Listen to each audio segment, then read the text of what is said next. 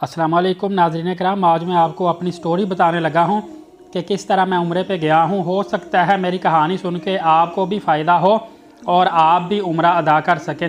सबसे पहले बताता चलूँ कि मेरे पास थोड़े से पैसे थे, मैंने उम्रे का इरादा किया और बार बार मेरे जहन में सोच आती थी कभी कोई काम कर लूँ, कभी कोई काम कर लूँ, उम्रे पे पैसे ना लगाऊँ, अभी आऊँ या बाद में जाऊँ, हो सकता है बाद में पैकेज सस्ता हो जाए। आखिरकार ऐसा करते कराते मेरी नीयत पुख्ता हो गई और मैं चला ही गया। एक मसला मेरे साथ ये पेश आया कि डायरेक्ट मैंने एआटा कंपनी से वीज़ा नहीं लिया, मैंने किसी थर्ड पर्सन से वीज़ा ले लिया जो आम दुकान छोटे छोटे सड़कों पे बैठे होते हैं ट्रैवल एजेंट, उनसे वीज़ा लिया। बाद में पता चला कि ये तो आगे से वीज़ा लगवा के देते हैं, लिहाजा जो उन्होंने मेरे साथ कमिटमेंट की थी वो पूरी ना कर सके। मतलब कि रहाइश जो मैंने उनको कहा था कि करीब तरीन मुझे दें, वो भी करीब तरीन नहीं दी, अच्छा होटल कासा दे, वो अच्छा होटल भी नहीं दे सके। बहरहाल मैंने अल्लाह ताला के घर में गए थे, नेक काम में गए थे, तो मैंने सब्र शुक्र किया।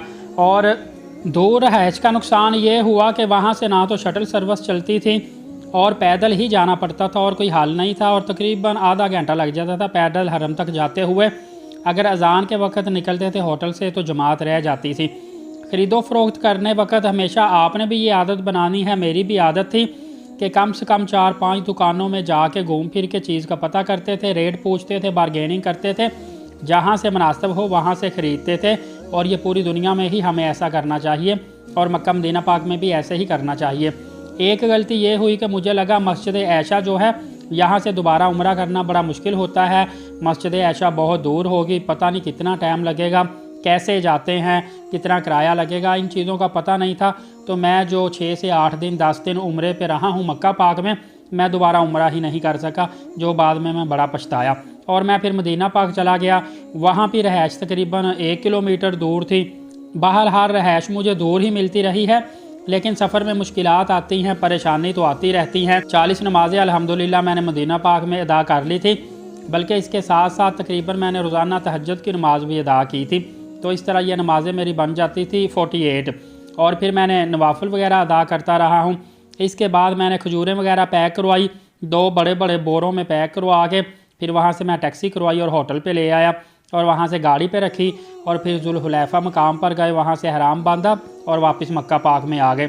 एक दिन मक्का पाक में फजर की नमाज़ अदा करके जब मैं बाहर निकला तो कुछ लोग आपस में बातें कर रहे थे कि उस साइड से हमने उम्रा करने जाना है मस्जिद ऐशा से। तो मैंने उनकी बातें सुनी, मैं उनके पीछे पीछे चल पड़ा।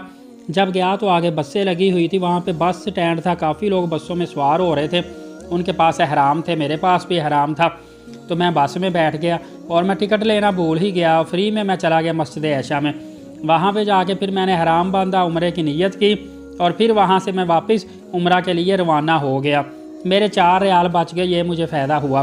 कभी ख्याल आता था कि ये गलत है, कभी ख्याल आता था बाय मिस्टेक हुआ, कोई मसला नहीं, लेकिन जो भी था ऐसा करना मुनासिब तो नहीं था, बाय चांस हुआ है। एक मरतबा ये भी हुआ कि मेरा जूता गुम हो गया। मैंने जूता अपना नया था, बड़ा संभाल के रखा और जब मैं उम्रा करके वापस आया तो वहाँ पे जूता ही नहीं था पड़ा। फिर मुझे दोबारा से 20 रियाल का नया जूता ख़रीदना पड़ा। फिर जब मैं मक्का से वापस पाकिस्तान आने लगा तो मेरी फ़्लाइट लेट हो गई, 4 घंटे मैं एयरपोर्ट पे घूमता रहा, रात हो गई, पता चला फ़्लाइट बहुत ज़्यादा लेट है। फिर इंतज़ार किया, फिर पता चला अब फ़्लाइट सुबह को उड़ेगी। फिर वहाँ पे एक होटल था, वहाँ पे एयरलाइन वालों ने फ्री हमें कमरा दिया। वहाँ पे रात को उन्होंने हमें बिरयानी खिलाई, वो उबले हुए वाइट चावल थे, उसके अंदर इतना बड़ा लेग पीस था, बड़ा मज़ा आया खाने का, दिल करता था एक हफ़्ता इधर ये मुझे रख लें। फिर सुबह सुबह हुई तो उन्होंने नाश्ता नहीं करवाया, वहाँ से हमें भगा दिया कि जाओ आपकी एयरलाइन लग गई है। आगे जब हम गए तो एयरलाइन लगी नहीं थी हुई, ऐसे उन्होंने झूठ बोला था। वहाँ पे फिर हमें 6 से 8 घंटे बैठना पड़ा। कभी कोई जहाज़ आए, हम दुआ करें कि काश ये जहाज़ हमारा हो, इस पे बैठ के हम चले जाएं, फिर उस पे ना हम बैठें, फिर अगला जहाज़ आए, फिर लगे ये हमारा है। करते कराते अल्लाह खैर करे कोई 12 से 1 बजे दोपहर के वक्त हमारी एयरलाइन आई, फिर उसमें उन्होंने हमें बिठाया और फिर हम वापसी की तरफ रवाना हुए और इस तरह ज़िंदगी का पहला उम्रा मेरा मुकम्मल हुआ। अगर आपको मेरी ये कहानी अच्छी लगी हो तो दूसरों तक शेयर कर दें, लाइक भी कर दें और नए आने वाले चैनल को सब्सक्राइब कर दें ताकि नई से नई लेटेस्ट मालूमात आपको देता रहूँ। इजाज़त दीजिए, बहुत शुक्रिया।